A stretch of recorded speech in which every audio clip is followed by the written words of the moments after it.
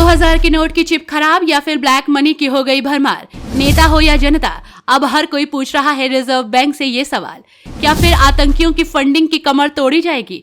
पूंजीपतियों की काली कमाई ढूंढी जाएगी? क्या है 2000 के नोट बंद किए जाने का असली मकसद?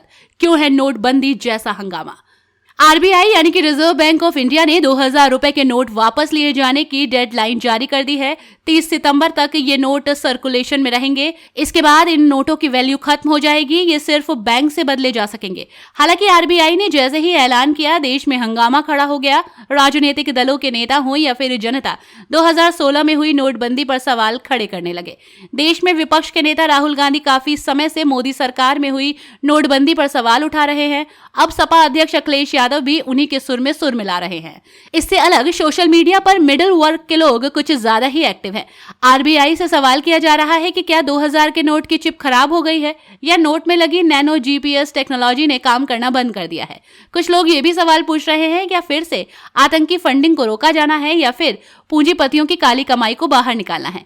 इन तमाम सवालों के बीच सबसे बड़ा सवाल यह है कि आखिर रिजर्व बैंक को क्यों 2000 के नोट बंद करने की जरूरत पड़ गई।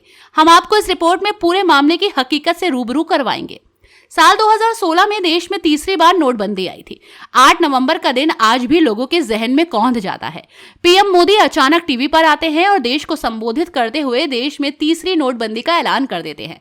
बैंकों पर लगी कतारें लग जाती हैं। अमीर गरीब हर कोई परेशान हो जाता है। कई दिनों तक बैंक से अपना पैसा निकालने के लिए लाइन में लगे रहते हैं। आखिरकार 2 महीने के बाद हालात सामान्य हो जाते हैं। सरकार ने उस समय प्रचलन में 1000 और 500 के नोटों को बंद करके 500 और 2000 रुपए का नोट जारी किया था। बाद में नोटबंदी पर मोदी सरकार का दावा था कि नोटबंदी बहुत सफल रही। आतंकियों की फंडिंग रुक जाने से आतंकी घटनाएं कम हो गईं। देश में पूंजीपतियों की जमा काली पूंजी का चिट्ठा सामने आ गया। जब देश के विपक्षी पार्टियों ने 1000 के बदले 2000 के नोट शुरू किए जाने पर विरोध किया था, तो देश के तमाम मीडिया चैनल्स ने 2000 के नोट में नैनो जीपीएस चिप लगी होने की अफवाह फैलाई थी। देश को भ्रमित किया गया कि नोट कहीं भी हो, सरकार उसे जीपीएस चिप के सहारे ढूंढ निकालेगी।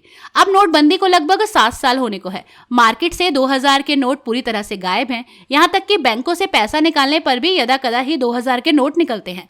आरबीआई को शक नहीं बल्कि यकीन है कि 2000 के नोट को लोगों ने ब्लैक मनी के रूप में दबा रखा है। वजह यह है कि आरडी की कहीं रेड होती है तो बड़ी तादाद में 2000 के नोट ज्यादा मिलते हैं।